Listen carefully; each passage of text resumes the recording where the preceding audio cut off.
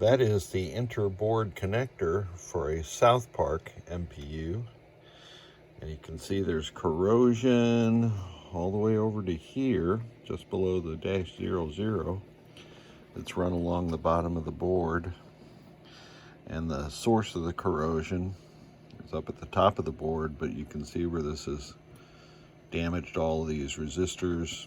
This header will have to come off, as will this one down here clearly. But as I pan up the board, you can see below where the RAM is located. I pulled it, but the trace underneath the RAM is destroyed. These three 10K resistors are going to have to come out, of course. And then here was the source of the corrosion. I'm glad it didn't go to the left. And sometimes it hops over to the game ROM and then U213 and even as far over as the 6809. But those look like they're undamaged.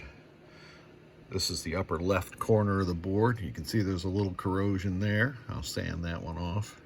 That'll be just fine. So let's get into it.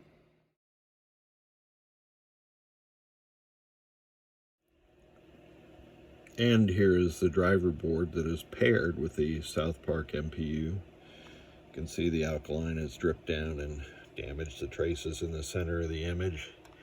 But look at this here. Yuck. That connector is going to need to be replaced also. When you're dealing with alkaline corrosion, you got to get every single bit of it. No amount of topical application of vinegar or mustard or toilet bowl cleaner or whatever people prescribe these days works. You have to physically remove the alkaline corrosion.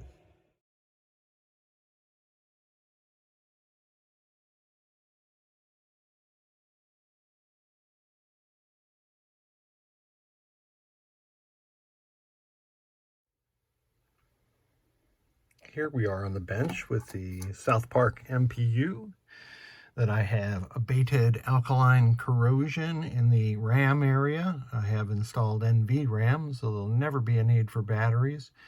You can see a couple of jumpers that I placed on the top side of the board, and you can kind of see where the fisheye effect is. That's conformal coating to prevent the bare copper from oxidizing in the future. And this whole column of resistors has been replaced.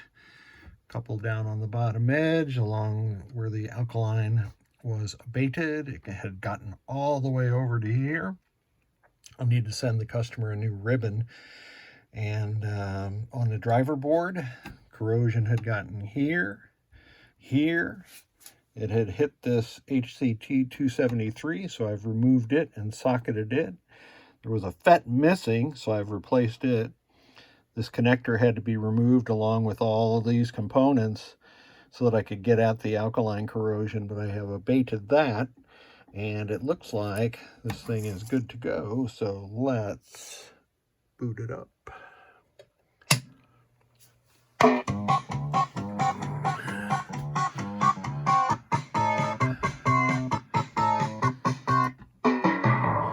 That's the general illumination. I have 4 LEDs there. And clearly it booted and we have some music. That's always a good sign. We can test the switches with my Pennytech switch tester. And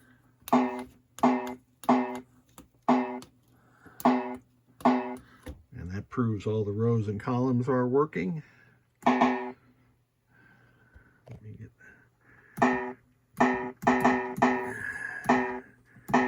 Going to cycle all of the coils. One interesting thing about South Park ROMs is that they've separated the coil and the flasher circuits in this test. So this will test the first 24 drive circuits, which are presumably all coils.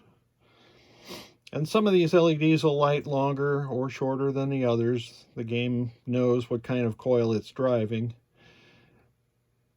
So that, I take it back. I know what I did there. Yeah, I was missing the HCT 273 the first time I tested this, and it didn't go through those. Boy, that's a dumbass if I ever heard one. Let's test all, whoops. That's wonderful. All the lamps on my homemade special sized tester.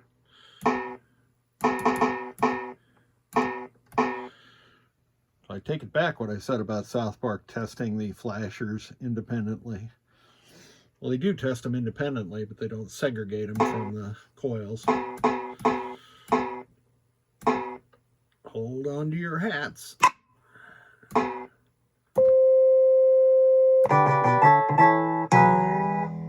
Okay, let's try to calm down, guy. You're going to the principal's office right now. Well, there you have it. Case closed. Kick the baby. I don't know why I find those funny. I've never owned a South Park. I never even really watched the show. But this board is... That's good, dude. Just calm down. It's good to go.